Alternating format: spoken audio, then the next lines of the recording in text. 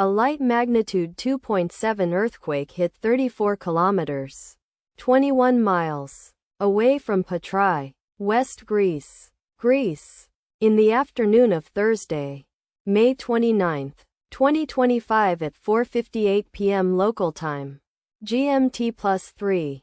The depth of the quake could not be determined, but is assumed to be shallow.